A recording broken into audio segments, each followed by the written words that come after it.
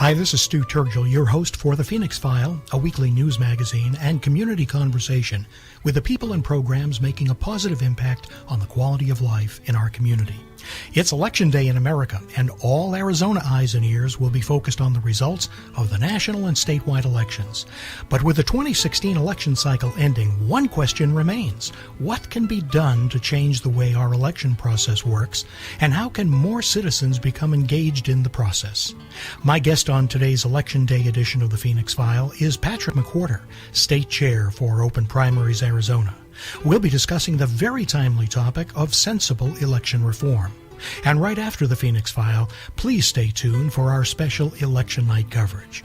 Join me and my guest Patrick McWhortor on today's edition of the PHOENIX File, coming up next right here on Radio Phoenix, where the Valley comes to talk, sing, connect.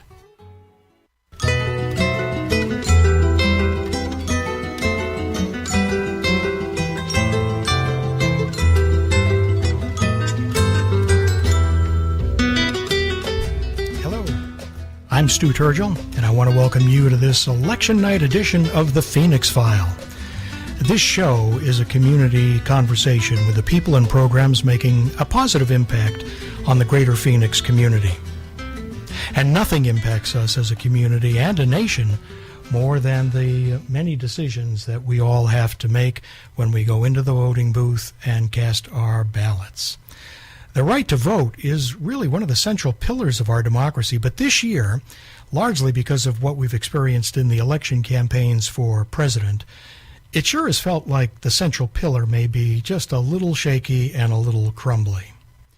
My guest tonight on the PHOENIX File is Patrick McWhortor, the Arizona State Chair for Open Primaries. He was a founder and served 10 years as the president and CEO of the Alliance of Arizona Nonprofits.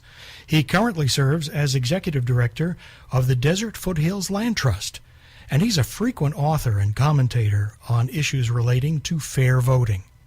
And I can't think of a better subject to discuss as we wait for the results of the 2016 elections to come in than the topic of sensible election reform and ways in which our election process could be made fairer and more engaging.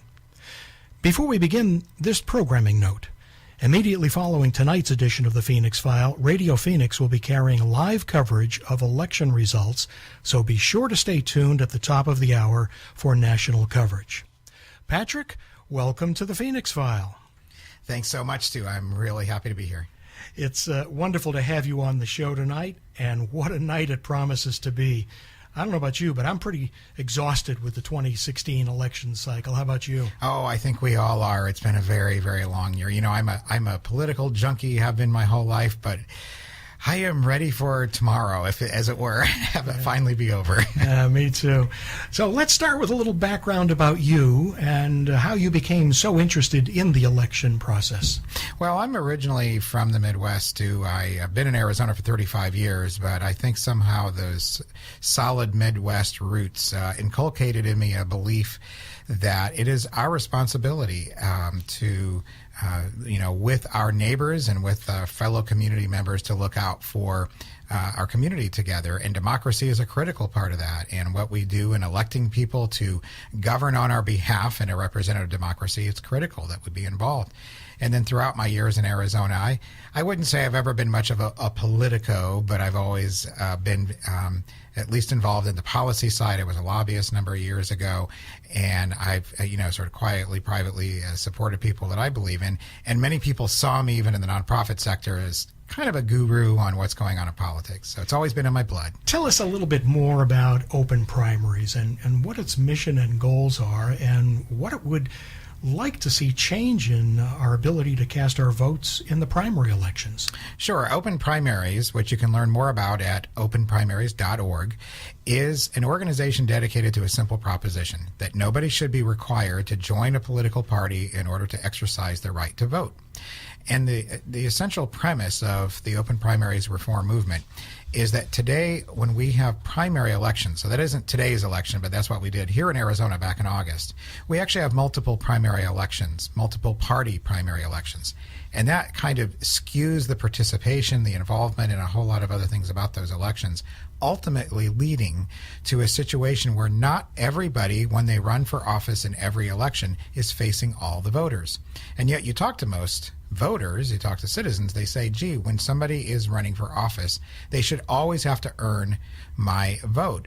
Well, if they don't even have to seek your vote because of the current primary system, that's not happening. So what Open Primaries does is advocates for reform of primary elections so that all voters, all candidates are treated the same, and every candidate has to face every voter in every election. So is Open Primaries a uniquely Arizona initiative? No, in fact, we had it on the ballot in 2012 here. It did not succeed. We may be back in a couple of years to try again, so that's why we are still working here in Arizona. It is on the ballot in South Dakota today, so we'll be anxiously awaiting the results to see if South Dakota becomes the third state to have this particular model. So Washington State and California have already created this, have had it for a few years, and it's working very well. Also, I should mention Nebraska. They're a little bit different in that they don't have open primaries across the board, but they do have the same basic concept, and they're nonpartisan elections for their legislature. And so we like to talk about Nebraska because they sort of create an aspiration for us here as well. Well, what is the basis for the opposition? Well, most of the opposition comes from people who are very involved in parties. And when I say very involved, I mean the activists, the leadership of the party, and their essential objection stems from the fact that currently in the primary system we have, it gives the parties a lot of control over the process. And they just don't want to give up that control. But when you talk to average voters and talk to them about the principles that every candidate should face every voter in every election, they say, well, of course, why not? And by the way, independents, which are the largest group of voters in the state here in Arizona, I mean, we get 70-80% of independents saying, well, of course we want this because we get treated equally instead of the way we are now. I think I read that there's over 1 million Arizonans that don't affiliate with a party. Yes, 1.2 million Americans Arizonans are not registered in a party, and they briefly earlier this year were the largest bloc because of the very active party primary season. The Republican registration edged them out just a little bit during the summer, but what happens is after the election season's over, we go back to sort of regular voter registration trends, and the vast majority of new voters, I shouldn't say vast, but the majority of new voters are registering as independents. Millennials are registering at rates like 60 to 70% are registering as independents. We expect that trend to continue, so this growth of independents will presumably continue. Where does Arizona stand when you look at the country in terms of the percentage of people who are eligible to vote who are in fact independents? We're in the top 10. It really, some of the variance in the states stems from the different registration laws and whether independents are treated the same. So here in Arizona, we don't treat independents the same, but we do give them some ability to participate in primary elections. Other states actually shut them out entirely, so you would see, their independent registration much lower because essentially they're completely disenfranchising themselves. Whereas some other states might make it a little bit easier, so you might see higher, independent registration. I will tell you that in polling, so this isn't about voter registration, but if you just ask people, do you see yourself as a Republican, Democrat, or Independent, or another party? It is now at about 45% nationwide, and it keeps going up. I mean, when we started working on open primaries last year, it was 42%. It's gone up 3 points. Mm-hmm. And after this election year, you have to believe, well, that's probably going to continue. People don't seem to be satisfied with the two major party nominees that the parties gave them in the presidential race this year. So we believe we're not that far off from a majority of Americans identifying themselves as independents. I guess there are several areas that could be examined when we talk about electioneering and voting. First that comes to mind is campaign financing, including, among other things, PACs and dark money. So maybe it would be helpful if first we could define those terms, and then maybe you could talk a little bit more about the way you see PACs and dark money affecting the whole process. Well, PACs, Political Action Committee, has actually been around for a long time, and I don't think there's any inherent issues with them. Dark money is sort of the newer thing we have going on. So let's sort of separate the two. A political action committee or a lot of other political spending is where you give directly to a candidate who is running for office, or for a measure like a ballot measure, you give directly to that campaign. And there have been over the years various campaign finance laws relating to those donations. Some of that has been chipped away by the Supreme Court, but some of those remain in place. What happened in 2010 is that the Supreme Court issued a decision in what's known as the Citizens United case, where what they addressed was a different kind of campaign spending. It's known as independent expenditures. So these are dollars that are spent to influence the outcome of election, again, for a candidate or against a candidate or a ballot measure, but which are not funneled directly through the campaign. So that's why they're called independent expenditures, and they're not allowed, officially anyway, legally, to be coordinated with the official campaign or the candidate. So that's why they're considered independent expenditures. And that's what the Citizens United case was addressing, was could you put any limits on those? And they said basically no. There's no limits, which means whether it's private individuals or corporations or anybody else, they could spend an unlimited sum of independent expenditures. Now, the reason it got labeled dark money is because many of these individuals, and some corporations perhaps, who wanted to essentially hide the fact that they were spending these gargantuan sums. In some cases, we're talking about maybe up to $1 billion in trying to influence elections. If they didn't want anybody really to know it, they would park these dollars inside organizations. And in essence, these organizations have, really simple sounding names like, Citizens for a Fair Economy or something like that. You have no idea who they are, but that's who officially spends the money, but you don't know who that really is. And if you can't trace the source of the original dollars, then that's why it's considered quote unquote dark. So what's happening is a growing amount of all of the money spent in our elections at all levels in this country is actually now coming from dark money. Because that's where the people who really want to, or who essentially have the pocketbooks to essentially buy elections, that's where they spend the money now, because nobody really needs to know where it comes from, and they have no limit, according to the Supreme Court, how much they can spend. So there are sort of two schools of thought on this. The first school of thought is, well, okay, living with the law that we have now, as the Supreme Court has defined it, the most you can do is require disclosure. So in other words, make dark money not dark. And that is what some have talked about doing here in Arizona. California has done it. Montana has done it. So that's essentially a disclosure requirement for independent expenditures, which, by the way, was endorsed by Justice Kennedy in his writing the majority opinion in the Citizens United case. He said disclosure is still important for a healthy democracy. And there was another case where, the late Justice Scalia also endorsed that idea. Nonetheless, even proposals for disclosure have met resistance from folks that essentially are using that free speech argument and suggesting that disclosure is somehow imperiling their freedom, if people know that they're spending all this money. Now, there are others who would say disclosure is really not going to be enough. And, they really want to get back to being able to regulate campaign finance, including independent expenditures, and that will require a Supreme Court decision to overturn the Citizens United decision. We're going to pick that conversation up when we come back. One of the ways that you can support Radio Phoenix is by becoming one of our sustaining members. For as little as $35 a year, members receive discounts, savings, and other benefits provided by our membership program partners. And don't forget, the membership fee is tax deductible. For more information or to sign up, call 480-829-5746 or go online to radiophoenix.org and click on the Donate tab at the top. And we thank you for your generous support of community radio. We're going to take a short break and then more of my conversation with Patrick McWhortor. You're listening to The Phoenix File. I'm Stu Turgel, and this is Radio Phoenix.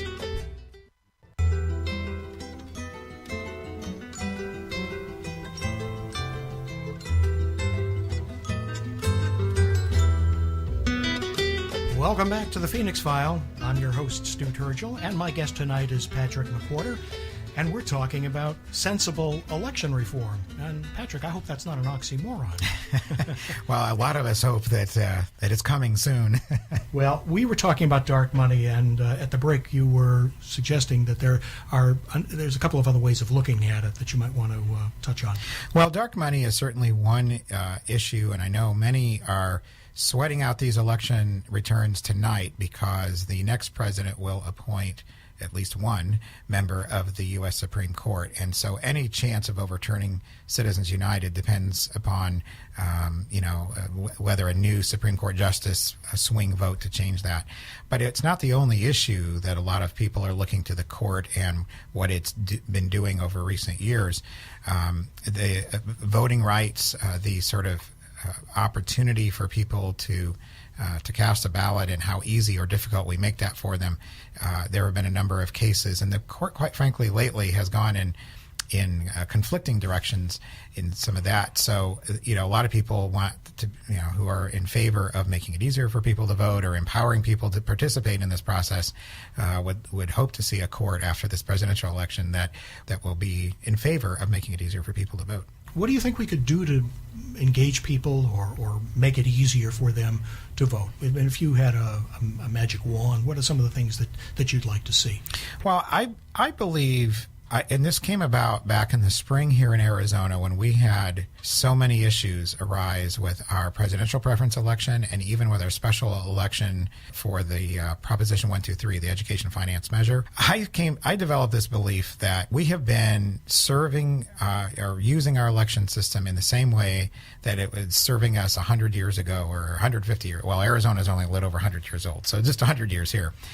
And it's a rather archaic system. And we have evolved. We have technology now. We have ways of, we bank online. We do all kinds of things in a secure environment today that I don't think anybody has actually sat down and said, if you could re-engineer the voting process to have in mind, the number one focus in mind is how do we make this as easy as possible? How do we make this something that people will want to do to ultimately activate and energize democracy? You said at the top of the program, I mean, democracy requires voting participation in order to be healthy. Well, we see rates on the decline, and after this election, that's probably the most interesting thing about the results tonight is what are the turnout figures going to be? Yeah. So if we see that continuing decline, it's not a healthy democracy. I don't know if there's any state, if there's any place that has really gone about almost in a traditional business way of, in re-engineering the organization kind of thing. Are there best practices? Are there states that we could look at our models? I mean, some states, and I may be off on this, but I think Oregon, all voting is, no one goes to the polling place. Everything is done by the mail.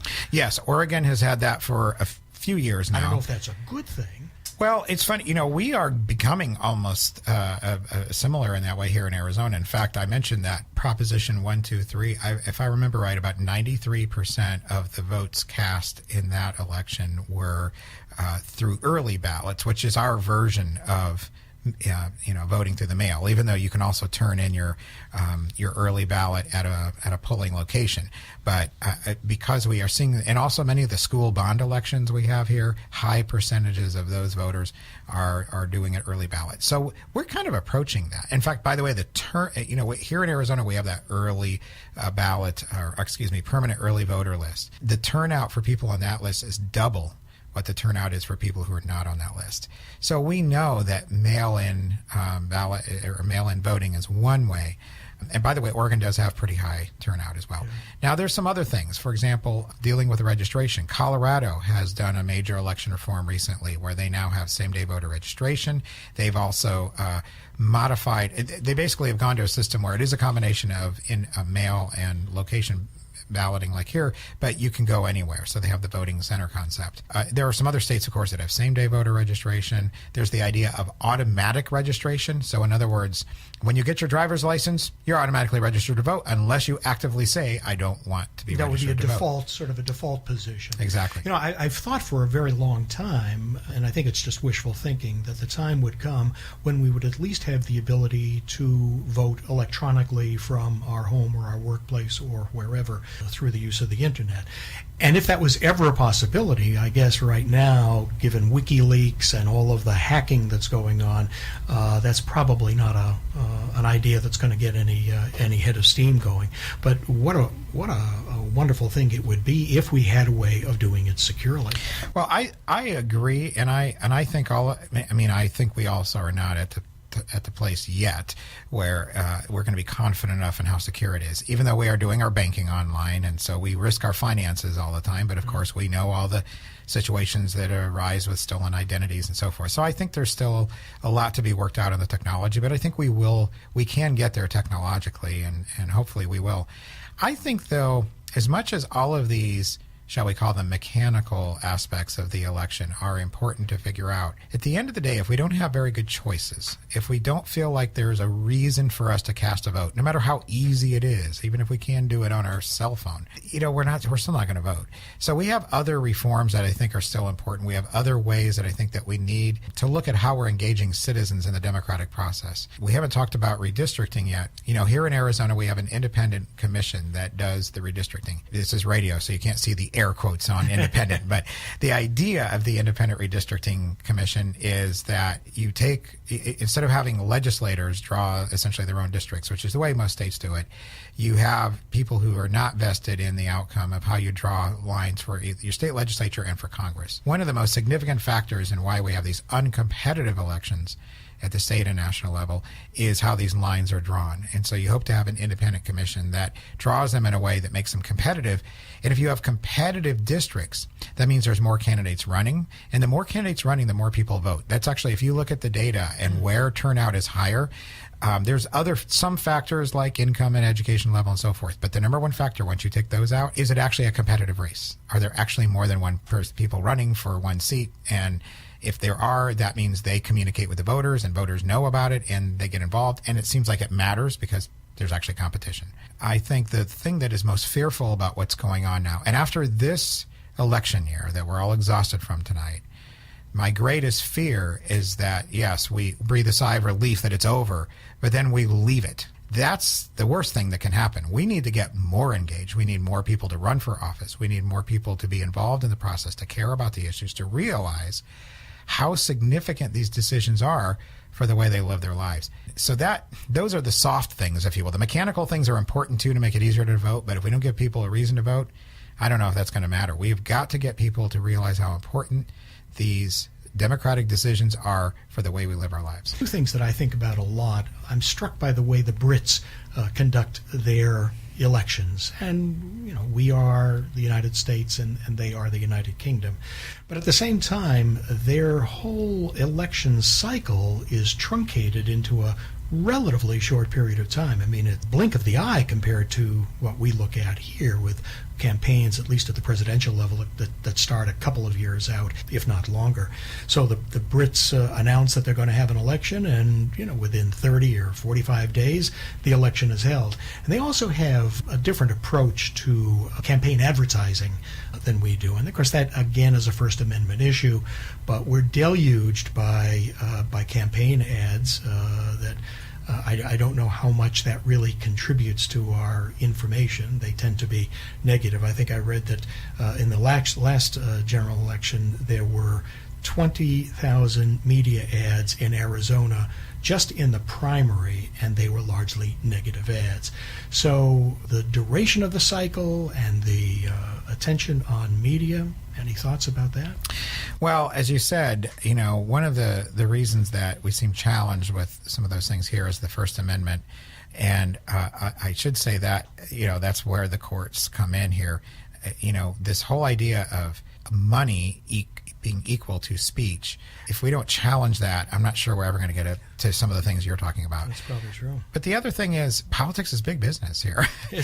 And actually, here we are on the People's radio station, but the amount of that money that is spent in commercial television in particular is huge. So we have huge special interests that want to see this system continue because the money is good for them.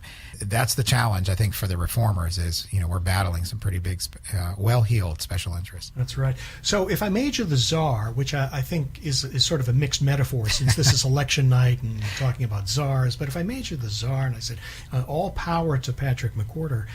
What would you do to really change this thing effectively? I mean, without being too pie in the sky. Well, number one, I do believe overturning Citizens United is critical, and the reason for that is every attempt we want to make through laws, through even the initiative process, say at the state level, like we can do here in Arizona, is hampered if unrestrained dark money spending gets in the way of people being able to have a level playing field. So we have to overturn Citizens United. We have to make it easier for people to exercise their right to vote. And we need to energize people around why these decisions matter. Don't let this very long, noisy season we've just been through discourage you. We have to stay involved. We have to have hope and join with your fellow citizens and make change happen. Like you, hope for the best, but I'm afraid we're not going to probably see dramatic changes anytime too soon, although this election cycle has certainly been a wake-up call in many respects, more at the presidential level than down ticket. The whole process really needs re-engineering and some overhaul before we can do it, but that's a Herculean effort, and I don't know that we're going to get, certainly you and I are not going to get there, but we'll be back next time to see if anything much has changed in the process. Patrick, I want to thank you so much for being on today's program. Well, thank you, Stu, for having me. It's been a great topic and a very appropriate night to talk about it. Yeah, it really is. Well, perhaps after the dust settles from campaign 2016, we'll see more interest and energy around trying to reform our election process, at least here in Arizona. If so, I know we'll be seeing you out there somewhere as a champion for change. My guest tonight has been Patrick McWhortor. And we've been talking about sensible election reforms. Be sure to stay tuned right after this program for live special coverage of the national election results. I hope you'll be back here next week for another edition of the Phoenix File, when I'll be talking about responsible downtown development in Phoenix with my guests Sherry Rampey and Tim Sprague. Thanks for listening, and until next time, for Radio Phoenix, this is Stu Turgel.